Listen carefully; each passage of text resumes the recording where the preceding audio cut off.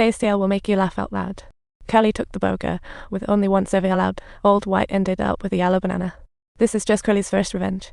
On the day of his family call, Old White finally secured his coveted spot, which was also precious time with loved ones. Faced with this, Old White drank coffee to calm down. The luckin' he got on Darien was amazing. It's tasty and refreshing. 3 bags under $9.90. What a bargain. Plus, I found lots of snacks on Darien. How could I forget my fans with such a great chance? Let's snag deals. Go to the mall. Access the flash sale channel or click comments for rock bottom prices on official subsidized limited items. Lucky fans, don't miss out. Subtitles, the links in the comments, first come, first served. Quick take notes. Old White can only hold back his anger and reason with Curly. Old White tried to get Curly to return his phone, but Curly ignored him and kept talking. Onlookers just watched, leaving Old White more helpless. He could only attempt to grab the phone back. If Old White were in his 20s, he would have fought back courageously. But now Old White has to swallow his pride. Upon returning to his cell, he found his roommate had come back, asking, "Old White, where's my candy? The door to this house had already been shut, and I made it."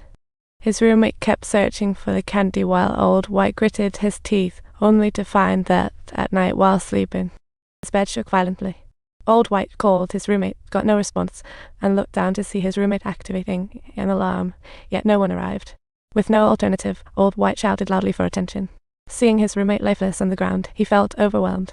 He swiftly began CPR, pressing non-stop. The delayed rescue didn't open the door, citing no backup to enter, and waited a while before arriving. By then, it was too late. His roommate had stopped breathing forever. Having faced death, Old White felt frustrated, and the next day brought another call.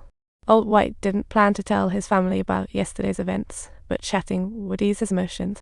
Since entering prison, the court granted custody to his wife, so their son was naturally in her care. Old White didn't expect his son to answer today. As he chatted happily with his son, Curly suddenly rushed over and hung up the phone, and this time Old White was genuinely angry, but Curly acted nonchalantly, and Old White's whispers fell on deaf ears. Curly landed a punch right on Old White's face. Old White felt humiliated, but had no choice, returning to the cell silently to bandage himself. He told the guard had written a letter, hoping for help to send it to the victim's family. The guard offered to pass it on, but it was uncertain if the victim would accept. Days later, he told Old White the victim refused his apology. The victim's family hadn't even opened the envelope, and when Curly saw this, he rushed to Old White's cell, calling others to hold Old White down.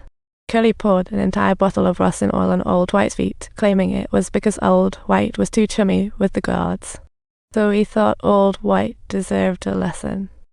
If not for Old White's new friend showing up just in time.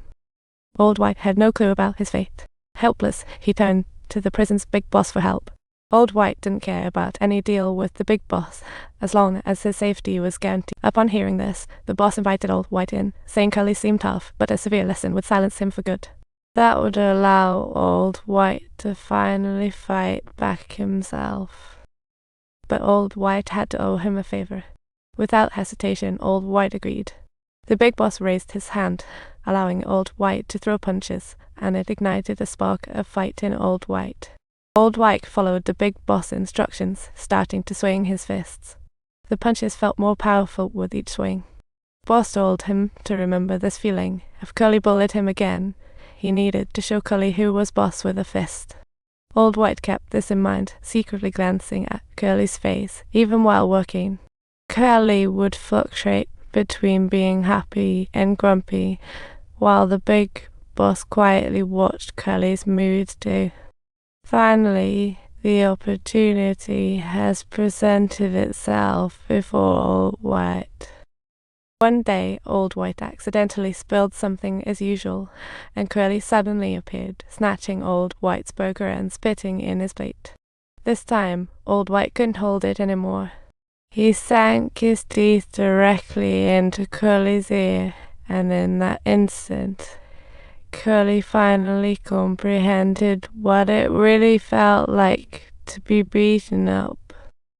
Pandain, times oma dulcidilla eoma uacute I grov letter 77 ci cyrillic letter 4 ab so ai 3/4 pound nets I know a letter fc34 until the letter g bd plus or minus pound out at I 3/4 3 currencies same paragraph co acute g grov acute now amount micro yen get to dz not sign so a delta plus or minus Chinese letter pound copyright. He wanted Old White to help write a letter, as a few days later was his wedding anniversary, and since Black couldn't read or write, he asked Old White for help. So Old White wrote the letter according to Black's request, and after finishing, he said he could assist Black with reading and writing. Thus, their relationship blossomed, but shortly after solving the Curly problem. Subtitles. Old White found out that his cellmate had actually hidden a mobile phone in the prison cell, which is strictly prohibited in prison. Old White decided to consult Black on what to do. Black warned him that if the guards discovered it, Old White would be considered an accomplice, and his sentence would be extended. Since his roommate helped him when he was bullied by Cully, Old White decided to return the favor. He told his roommate that if he got rid of the phone, he'd pretend he never saw it. Old White naively believed his roommate would agree, but things unraveled in a reality. One day, while answering the phone from home, Old White didn't hear his father's voice. His mother said his father had suffered a heart attack and had been hospitalized for several days. Meanwhile, those around him were causing a ruckus on their phones, making it impossible for Old White to hear what his mother was saying. He could only catch a few broken sentences, just as the guards were approaching to clear the area. Old White quickly inquired for more details, but his mother stammered, unable to clarify. At that moment, the guard came to his side, ordering him to hang up the phone. Left with no response, Old White lost yet another chance to reach out to his father and could only sigh into the emptiness.